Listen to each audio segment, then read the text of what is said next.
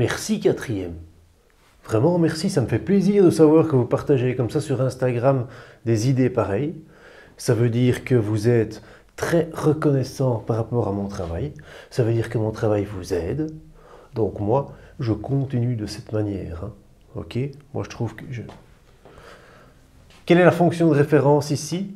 X carré, très bien. Que signifie mon 1/5? Une compression verticale, tout à fait. J'ai une compression verticale. Ça veut dire que partout, j'ai fait en fait multiplier par 1/5 au niveau de mes images.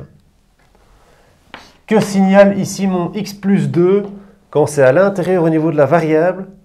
Translation horizontale de -2 vers la gauche.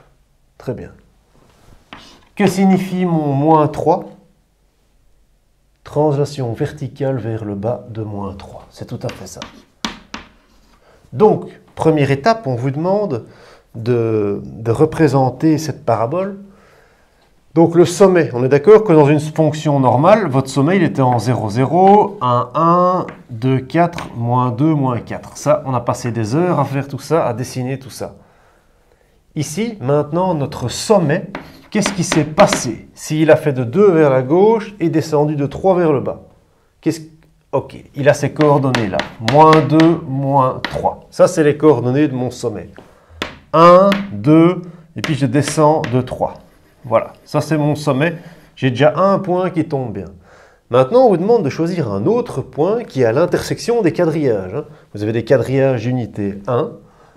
Eh bien, vous prenez votre compression. Tout est divisé par 1/5. Toutes vos images sont divisées par 1/5.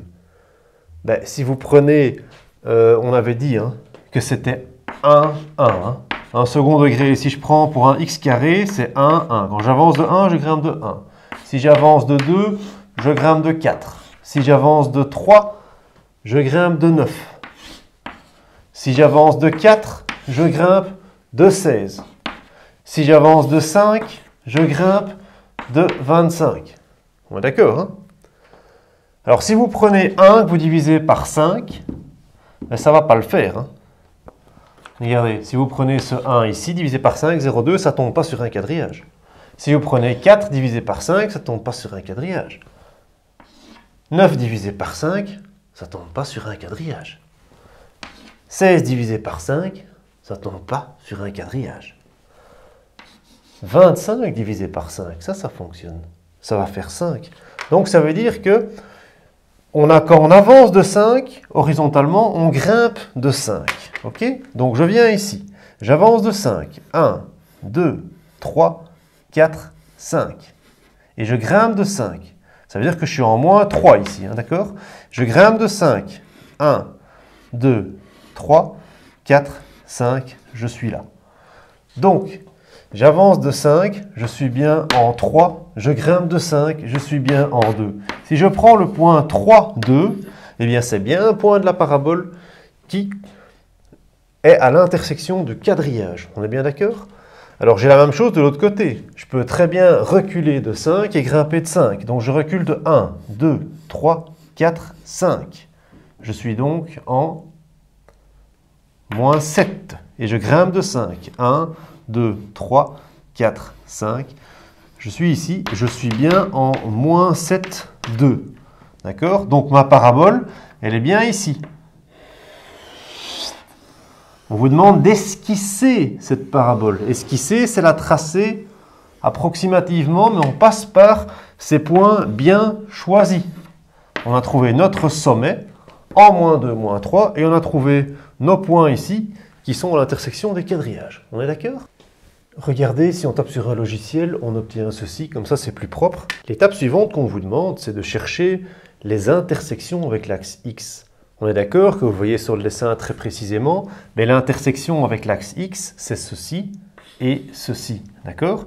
Et qu'est-ce qu'on peut mettre comme coordonnées? Donc si on cherche la coordonnée de ça et de ça, qu'est-ce qu'on peut déjà dire? Oui, que l'ordonnée vaut 0, tout à fait. Donc ici j'ai 0, et ici j'ai quelque chose, 0. Et donc en fait mon inconnu c'est ça, Et c'est ça. Et vous voyez bien que ça ne tombe pas sur des quadrillages. Hein. Ça ne tombe pas pile sur des quadrillages.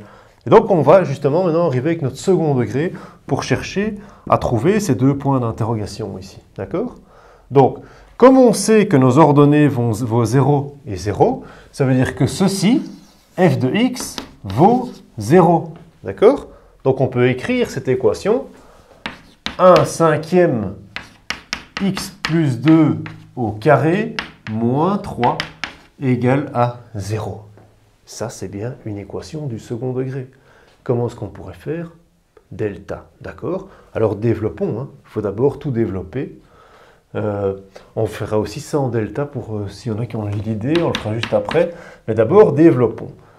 Alors, je suis passé dans les bancs là tantôt. Il y a des gens, ils distribuent directement un cinquième sur x plus 2. Non, hein, faites pas ça. Hein. Vous avez été dans l'inférieur, vous avez appris les priorités des opérations. Hein.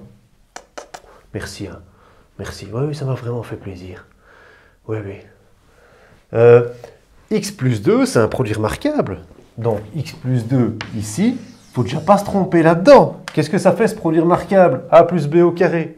C'est bien x carré plus 4x plus 4.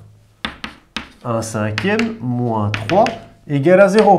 Et là maintenant, le 1 cinquième, vous pouvez le distribuer. Ce qui nous fait x carré sur 5 plus 4 sur 5x plus 4 sur 5. Et le 3, mettez-le au même dénominateur, 15 sur 5 égale à 0.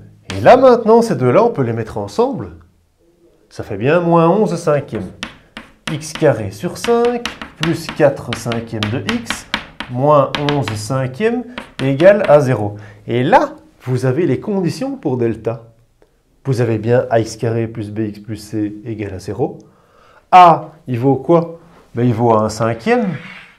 Donc il appartient bien à R0. C'est bien tous les réels sauf 0. Et B et C, ben, ils appartiennent bien au réel. Donc vous pouvez faire delta. Attention, quand l'interro passerait là, j'avais demandé des x cubes ou quoi ici. Et il y en a, ils partaient directement avec delta. Non, non, non. Hein. Ça fait mal. Hein. Ah oui, il faut les conditions pour utiliser delta.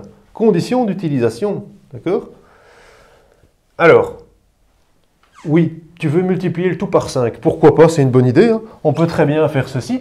On peut multiplier tout ça par 5 et multiplier ceci par 5. J'ai multiplié chaque membre de l'égalité. Je ne change pas l'égalité. Et donc, je peux simplement simplifier les choses. X carré plus 4x moins 11 égale à 0. Si quelqu'un ne le voit pas et qui ne le fait pas, c'est pas grave. Hein. Vous faites delta avec 1 cinquième, 4 cinquièmes, moins 11 cinquièmes, et vous arriverez à la même réponse. Hein. Ici, j'ai juste simplifié. C'est plus simple. Que vaut A, que vaut B, que vaut C? A vaut 1, B vaut 4, C vaut moins 11, que vaut mon delta? C'est 16, moins 4 fois A fois C, ce qui nous fait 16 plus 44, ce qui nous fait 60. On a un delta de 60. C'est bien plus grand que 0. Donc on aura deux solutions. Normal, on attend bien deux solutions, nous, hein, ici. On a deux points d'interrogation. Donc, x1, x2, moins b, moins 4, plus ou moins racine de 60. Racine de 60, est-ce qu'on ne peut pas simplifier ça? Oui, j'ai vu aussi qu'il y en a qui font tout à la calculatrice. Oui, d'accord, pour vérifier. Hein, dans un but de vérification. Mais pas juste comme ça, une feuille blanche et puis une réponse. Donc, si vous voulez avoir tous les points, vous détaillez à la main. Et votre calculette peut toujours vous aider à vérifier. 15 par 3, 5, 5, 1. Et donc, on peut dire que la racine de 60, c'est la même chose que la racine de 2 fois 2 fois 3 fois 5. D'accord? Quand on avait deux fois les mêmes chiffres, on pouvait le sortir. Hein. Donc, ça faisait 2 racine de 15. On revient un petit peu en troisième, là. Hein. OK? 2 racines de 15, donc moins 4, plus ou moins 2 racines de 15 sur 2a sur 2. Est-ce qu'on ne peut pas encore simplifier quelque chose ici? 4, 2, attention, ce sont des termes. Hein. J'insiste, ça c'est bien le terme 1, ça c'est bien le terme 2. Et on ne peut pas simplifier comme ça des termes, hein. Il faut d'abord mettre en évidence, c'est des facteurs qu'on peut. Donc qu'est-ce qu'on va mettre ici en évidence? Si je veux faire ceci, ben, moins 4 plus ou moins 2, ben, je peux très bien mettre 2 en évidence, hein.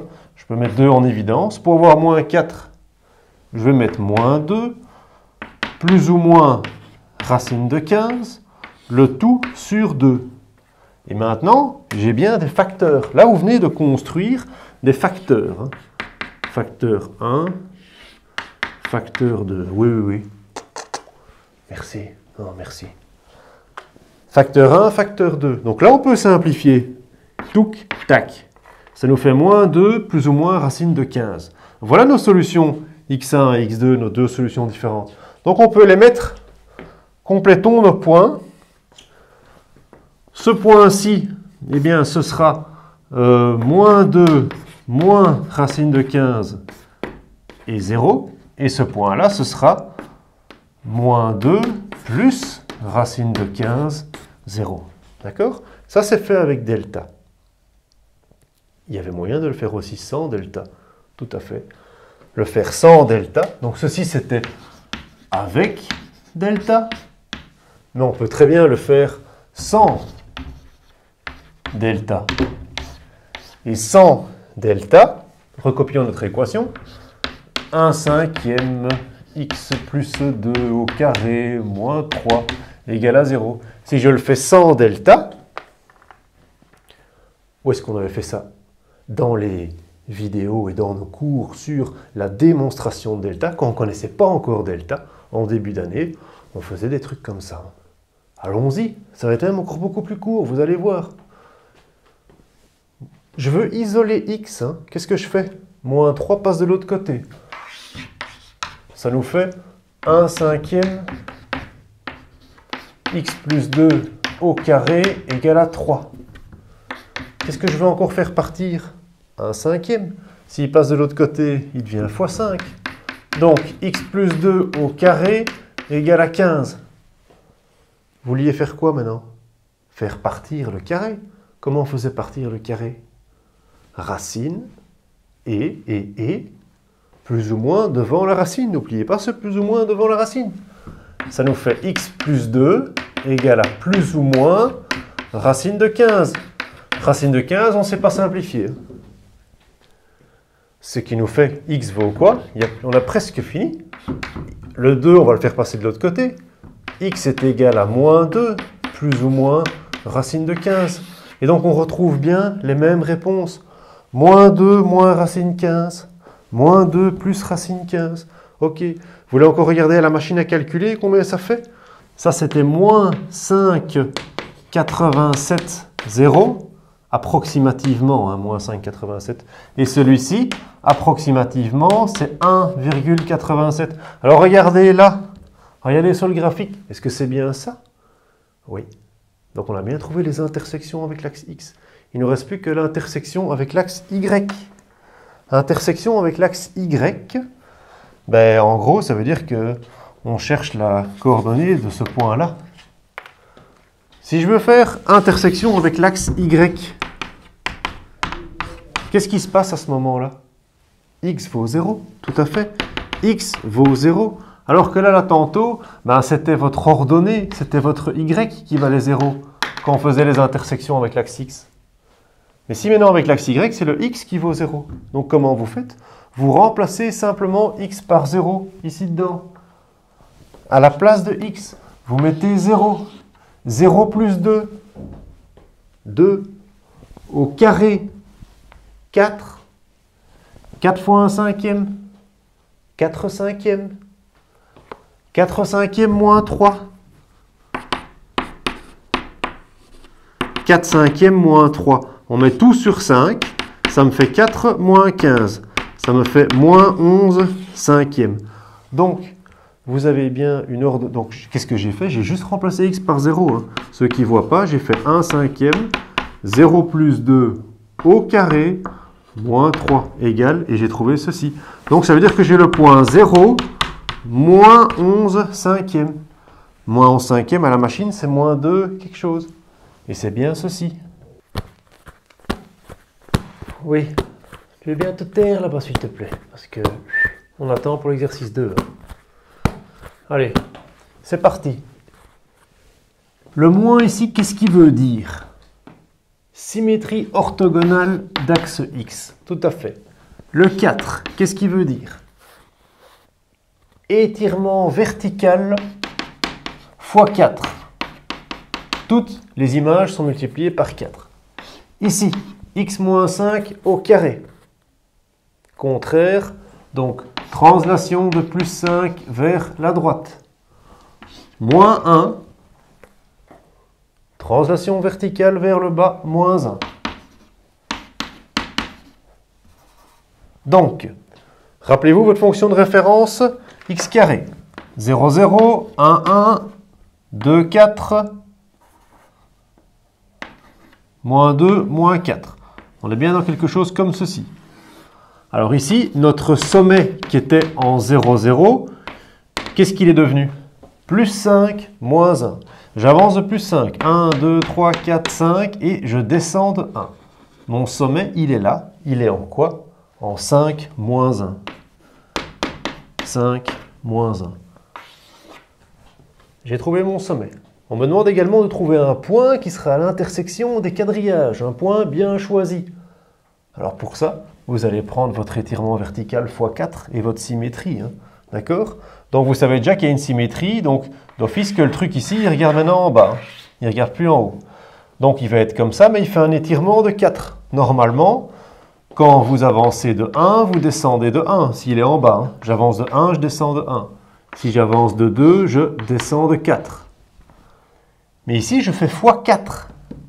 Donc ça veut dire qu'au lieu de descendre de 1, si j'avance de 1, je descendrai de 4. On est d'accord? Donc, j'avance de 1 et je descends de 4. 1, 2, 3, 4. Je suis où? Ici, j'étais en 5, moins 1. J'avance de 1. Je suis en 6. Et je descends de 1, 2, 3, 4. Donc, je suis en 6, moins 5. D'accord? Je peux faire le même point de l'autre côté. Si je pars 1 comme ça, même chose ici. 1, 2, 3, 4. D'accord? Donc, mon point ici, qu'est-ce qui sera? 5 moins 1, 4. Moins 1, et puis je descends de 4, moins 5. OK? Donc, tout ça, c'est en rapport avec les transformations qu'on a bossé pendant des heures. OK? Donc, ma parabole, elle ressemble à ceci. OK? Alors, on peut la dessiner plus précisément sur un graphique. Voilà à quoi elle ressemble. D'accord? Étape suivante, on nous demande de chercher les intersections avec l'axe X. Tu n'en vois pas. Effectivement, notre graphique est ici en dessous. Il n'y a pas, visiblement, on n'en voit pas. Moi, je vous demande quand même de justifier si vous n'en voyez pas. Les équations du second degré. Donc, de nouveau, si on cherche les intersections avec les axes, rappelez-vous, y, fx, donc l'ordonnée vaut 0. D'accord? Donc on écrit l'équation, moins 4, x moins 5 au carré, moins 1 égale à 0. Comment on résolvait ces équations? Delta, ok, mais pour ça, il faut quand même développer d'abord. Qu'est-ce qu'on développe? Ici, n'oubliez pas, vous avez un produit remarquable, il y a un ordre à faire. Pas commencer à distribuer le moins 4 n'importe comment. Donc, ça nous fait x carré, moins 10x plus 25, moins 4 fois tout ça, moins 1 égale à 0. On distribue le moins 4, tout à fait. Moins 4x carré, plus 40x, moins 100, moins 1 égale à 0. Cela, on peut les mettre ensemble. Moins 4x carré, plus 40x, moins 101 égale à 0. Est-ce qu'on a les conditions pour faire delta? A vaut moins 4. Il appartient bien à tous les réels sauf 0. B et C, ils sont là. Je peux faire mon delta. Donc, c'est parti. Que vaut mon delta? B carré. 40 au carré. Moins 4 fois A fois C. 40 au carré, 1600. Moins, moins, moins, impair, moins. 4 fois 4, 16. 16 fois 101. 16 fois 101. 1616. 1600 moins 1616. Moins 16. Qu'est-ce que ça vous dit, ça? Moins 16. Et il n'y a pas d'intersection. Donc quoi? Tout est logique, hein? Si delta est plus petit que 0, ben, il n'y a pas de solution. Ceux qui ne voient pas, mais rappelez-vous votre formule. Hein? x1, x2, vous avez quoi? Moins b, moins 40, plus ou moins racine de moins 16. Oh, on ne peut pas avoir la racine de quelque chose de négatif ici. Donc, hops, terminé. On voit bien que si delta est plus petit que 0, je n'aurai pas d'intersection avec l'axe x. Intersection avec l'axe y? Intersection avec l'axe y. On ne la voit pas ici, sur le graphique, mais est-ce qu'il y en a une? Intersection avec l'axe y. Avec l'axe y, c'est pas y qui vaut 0, c'est x qui vaut 0. Donc vous remplacez moins 4, 0, moins 5 au carré, moins 1. Et ça fait quoi? 0 moins 5, moins 5. Au carré, 25. 25 fois moins 4, moins 100. Moins 1, moins 101. Moins 101. Donc vous avez une intersection ici en 0, moins 101. Donc si vous descendez ici, vous continuez à descendre, là-bas en moins 101, ça vient taper dans l'axe Y ici. Oui, mademoiselle. On pouvait déjà le voir ici, le moins 101, effectivement. Si je remplace x par 0, 0, 0, là-bas dans le fond, je peux avoir un petit peu de calme pour le dernier exercice? Oui? Ok. Bon, c'est parti. Dernier exercice avant le devoir. Le devoir, il y a du boulot, hein, et vous êtes certain d'être interrogé là-dessus. Et c'est pas évident, hein, ok? Donc, c'est parti. Qu'est-ce que c'est que le 2? C'est l'étirement vertical fois 2. On est d'accord. Toutes nos ordonnées, toutes nos images ont fait fois 2. Ici, x plus 3, qu'est-ce qui s'est passé? Translation horizontale de moins 3. Ok, donc, fonction de référence x carré, 0, 0, 1, 1, 2, 4, 1, moins 1, 2, moins 4. Ça, c'est notre fonction de référence. Alors, notre sommet, c'est ça qu'on nous demande. Hein. Qu'est-ce qu'a fait notre sommet? Il était en 0, 0. Maintenant, il est en quoi? Moins 3. Il est ici maintenant, mon sommet. Il est donc en moins 3, 0. Ok? J'ai donc mon point qui est là. Maintenant, on me demande de choisir un point qui est à l'intersection des quadrillages, qui tombe juste. Fois 2. Rappelez-vous, normalement, quand j'avance de 1, je grimpe de 1. C'est du 1, 1 ou du 2, 4. Comme je fais fois 2, j'avance de 1 et je grimpe de 2. D'accord? Si je recule de 1, je grimpe aussi de 2. Donc j'ai mes points là. Quelles sont leurs coordonnées? Moins 2, 2. Moins 2, 2. Ou bien moins 4, 2. Ok? Et je peux relier. Et ceci, c'est la parabole. Ok? Vous l'avez au propre en image. Ok? Alors, on me demande l'intersection avec l'axe X. L'intersection avec l'axe X, ben, vous avez un point. C'est celui-là. Vous savez que c'est moins 3, 0. Moi, je vous demande de le justifier avec le second degré. Ok? On est en train de faire des révisions ici pour un examen.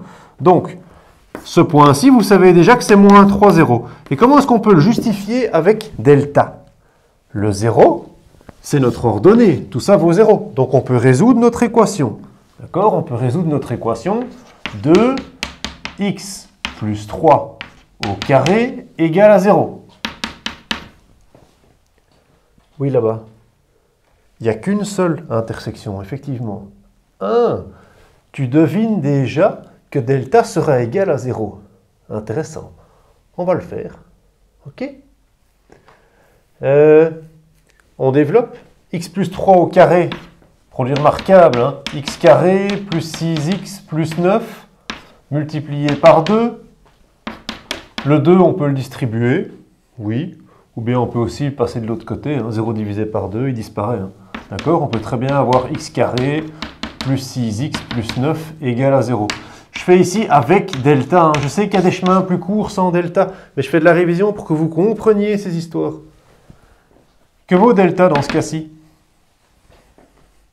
B carré moins 4 fois A fois C, 36 moins 36. On est bien avec un delta qui vaut 0. OK? Et c'est donc pour ça qu'on n'a qu'une intersection. x1 égale x2 égale moins b sur 2a. Hein, votre formule moins b sur 2a. Moins 6 sur 2a sur 2, ce qui nous fait bien moins 3. D'accord? On confirme bien notre intersection ici en moins 3, 0 de manière algébrique. Merci, merci beaucoup. Oui, ça me fait plaisir. On peut également le faire sans delta, et c'est d'ailleurs beaucoup plus rapide. Et si vous faites ça sans delta, on peut, donc 2x plus 3 au carré égale à 0. Qu'est-ce qu'on fait pour isoler x? Le 2 passe de l'autre côté, il devient indivisé. On a donc x plus 3 au carré égale à 0 divisé par 2, donc 0. Je peux enlever la racine. Comment on enlève la racine? Plus ou moins racine de 0. Plus ou moins racine de 0, ben, ça fait 0. X plus 3 égale à 0. Et donc x égale à moins 3. Et hop, on confirme notre moins 3. Intersection avec l'axe x. Il nous reste la dernière intersection avec l'axe y. On voit bien ici que ce sera quelque part là-bas ici en haut. Comment on fait pour une intersection avec l'axe y? Ben, vous savez qu'à ce moment-là, x vaut 0. Vous remplacez donc 0. Ici, à la place de x, 0 plus 3, 3. Au carré, 9. 9 fois 2, 18. En 0, 18. Donc ici en haut, là, on aura l'intersection avec l'axe y. Alors, il y a le devoir qui va apparaître, il y a du boulot, et vous êtes certain d'être interrogé là-dessus à l'examen. Et il y a tous les cas. Hein. Delta plus grand que 0, plus petit que 0, égal à 0. Et il y a tous les déplacements. Hein. C'est une bonne question de synthèse, ça. Bonne bosse pour ce devoir. Hein. Je vous assure qu'il y a quand même du boulot là. Hein. Courage!